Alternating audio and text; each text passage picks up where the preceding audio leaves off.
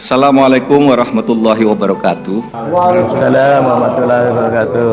Bila hak angket di DPR adalah cara konstitusional untuk membongkar penyimpangan undang-undang atau kebijakan selama proses pemilu berlangsung, narasi untuk menolak hak angket seharusnya tidak perlu dibesar-besarkan. Apalagi pengajuan hak angket di DPR justru bisa menjawab kecurigaan semua pihak terkait tuduhan kecurangan di pemilu 2024. Ketika rencana pengajuan angket kian pasti, narasi yang diduga untuk menolak angket bisa bergulir di DPR justru juga kencang.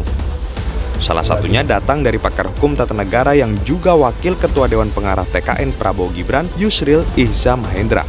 Yusril berpandangan angket dapat membuat perselisihan hasil Pilpres justru berlarut-larut tanpa kejelasan kapan berakhir. Ya, sementara kita tahu tanggal 1 Oktober DPR sudah berganti dengan DPR yang baru. MPR-nya juga sudah berganti. Nah, kalau ini terus berlanjut, sementara lewatlah tanggal 20 Oktober. 20 Oktober itu presiden yang baru harus dilantik. Pak Jokowi sudah habis masa jabatannya. Tapi kita masih ribut aja soal angket. Negara ini bisa, kalau sampai tertunda pelantikan presiden, negara itu bisa berada dalam keadaan chaos. Ya. Pada prinsipnya, calon wakil presiden Mahfud MD sepaham dengan apa yang disampaikan Yusril. Namun bila angket diajukan untuk memeriksa kebijakan pemerintah yang menyangkut tentang pelaksanaan pemilu, seperti anggaran dan wewenang, tentu tak boleh dihalangi.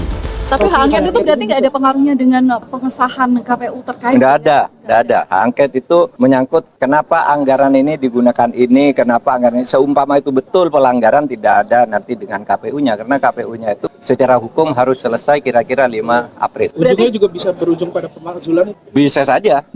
Kan tergantung nanti rekomendasi. Apa saja. Nanti angket itu menemukan ini ditindaklanjutkan sama aja dulu Pak Harto dan sebagainya kan. Jika ditelusuri sedari awal, ada banyak potensi yang membuat proses pemilu ternoda dengan cawe-cawe Presiden Joko Widodo, pemberian bansos oleh Presiden secara rutin misalnya, atau makan bersama ala Presiden dengan calon tertentu. Belum lagi fakta-fakta lain mengenai mobilisasi dan intimidasi kepala desa. Maka disitulah fungsi hak angket hadir. Mengutip apa yang disampaikan Wakil Presiden ke-10 dan ke-12 RI Yusuf Kala, kalau tidak curang atau bersih, seharusnya tidak perlu khawatir. Tepat sasaran nggak, Mbak, kalau memang digunakan hak angket ini untuk menelusuri adanya dugaan kecurangan pemilu gitu? Tepat sasaran, karena kan kita harus lihat konteksnya begini ya, apa yang dilakukan terkait dengan kebijakan pemerintah yang akan mempengaruhi suara dalam pemilu, itu memang tempatnya dibongkarnya justru di forum seperti hak angket itu, karena disitulah DPR melakukan fungsi pengawasannya terhadap kebijakan-kebijakan yang telah dilakukan oleh pemerintah. Justru kalau kita bertumpu semata-mata pada sengketa hasil pemilu di Mahkamah Konstitusi, hal itu tidak akan bisa lebih banyak dibicarakan. Harus diingat bahkan dari segi constraint waktu, di Mahkamah Konstitusi itu perkara hanya disidang dalam waktu 2 minggu saja. Biasanya karena keterbatasan waktu, Mahkamah Konstitusi juga akan membatasi saksi yang dipanggil, ahli yang dipanggil, dan sehingga seringkali kebenaran material itu tidak bisa diungkap dalam persidangan di Mahkamah Konstitusi. Sudah terbukti di 2009, 2014, 2019, MK itu makanya sering sekali kita sebut dengan mahkamah kalkulator. Karena dia hanya akan memperhitungkan penghitungan suara. Mbak Bivitri berarti menyatakan bahwa kita tidak bisa percaya MK, begitu?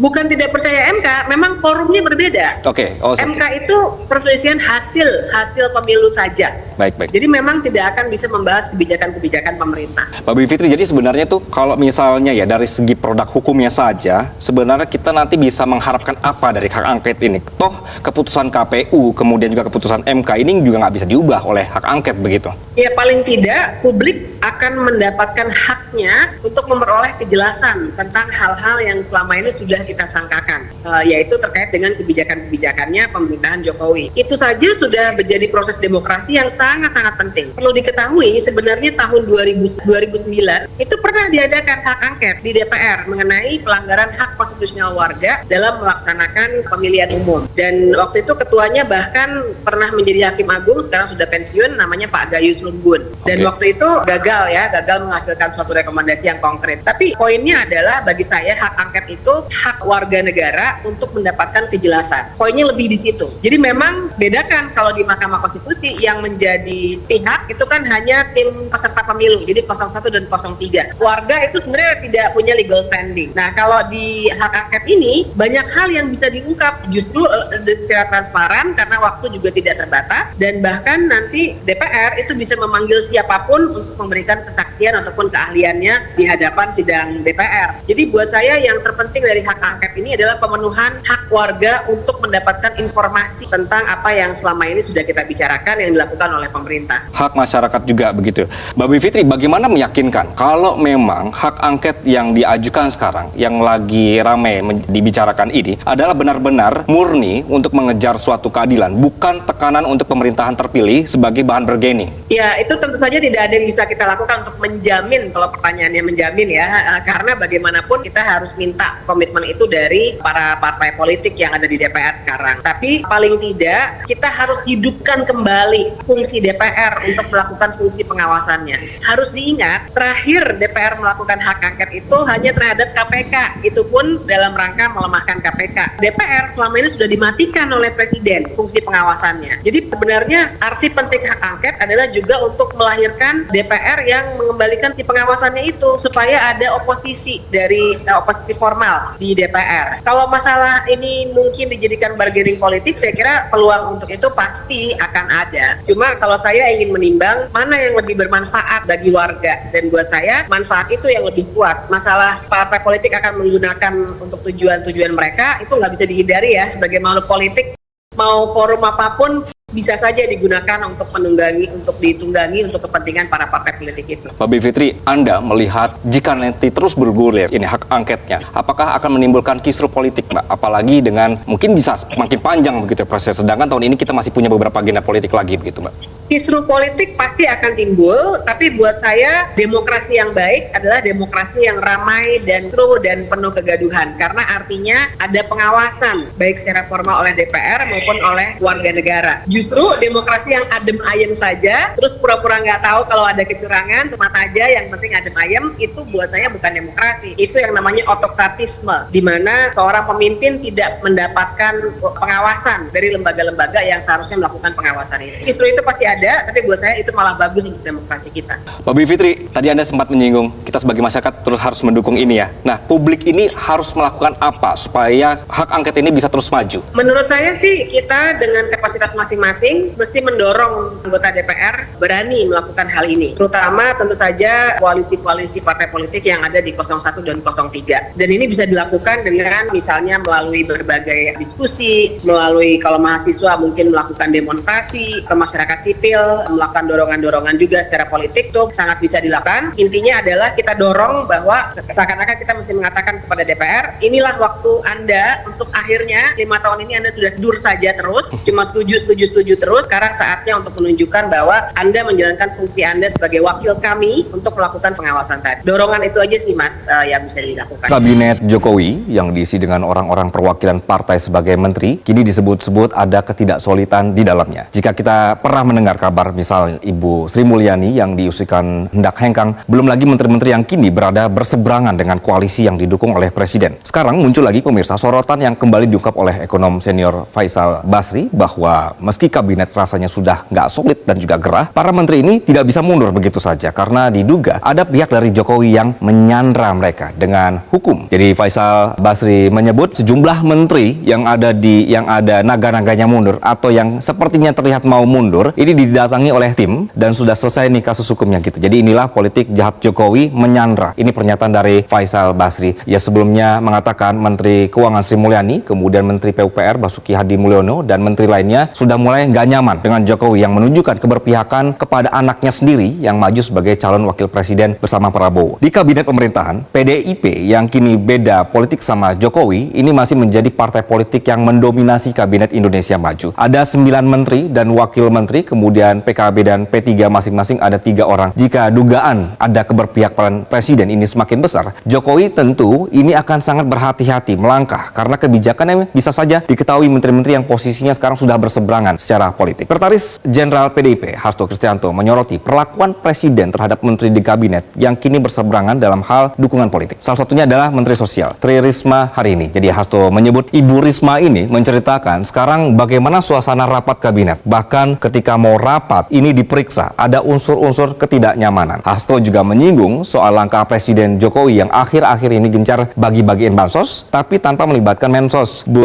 Risma sendiri. Yang diduga Bu Risma tidak diajak karena statusnya sebagai menteri dari PDIP. Hasto menyayangkan bahwa seharusnya soliditas kabinet harus terjaga di tengah tahun politik karena Presiden dan para menteri ini sedang menjalankan tugas untuk rakyat menjaga tata pemerintahan negara yang baik. Menanggapi sorotan menteri-menteri yang katanya disandra dan gerah bekerja di kabinet, pihak istana membantah hal ini. Jadi menurut Kepala Staf Presiden Muldoko di ruangan sidang kabinet semuanya katanya sih happy-happy aja, nggak ada masalah komunikasi begitu katanya. Tidak ada muncul emosi yang aneh-aneh, ini menurut Muldoko ya. Jadi istana membantah ada 15 menteri yang siap mundur dari kabinet dan justru mempertanyakan klaim Faisal Basri soal ini bahwa sebenarnya menurut Muldoko ini ada pihak yang sengaja menggulirkan isu ini untuk mengganggu pemerintah. Muldoko bilang tujuannya untuk menggoyang gitu ya. Jadi menggoyang pemerintahan yang sudah baik-baik ini, merongrong dan seterusnya. Begitu. Faktanya salah satu menteri ini memilih mundur. Mahfud MD yang menjabat sebagai Menko Polhukam menyatakan sudah perlu bahwa dirinya mengambil sikap atas nama etika agar tidak diganggu-ganggu urusan pekerjaan negara dengan urusan keberpihakan politik. Mahfud MD ini resmi mundur dari Menko Polhukam dan mengatakan bahwa pada saat mundur, suasana berlangsung tanpa ketegangan saat dirinya mengantarkan surat permohonan berhenti dari jabatannya kepada Presiden Jokowi. Dalam pertemuan tersebut, Presiden sempat mengatakan jika Mahfud MD merupakan Menko Polhukam terlama dalam pemerintahan Jokowi. Saya secara resmi dan dengan penuh hormat juga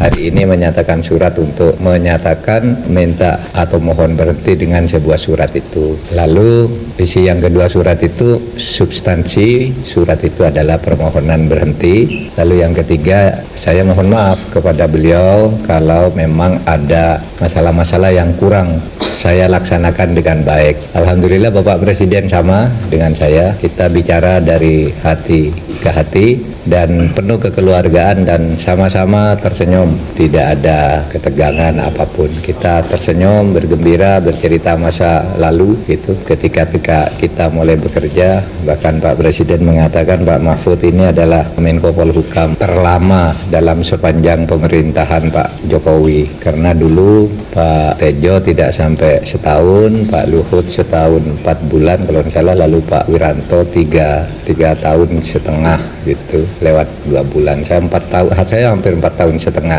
Hanya karena perkembangan politik memang saya harus fokus ke tugas lain sehingga saya mohon berhenti. Itu saja isinya.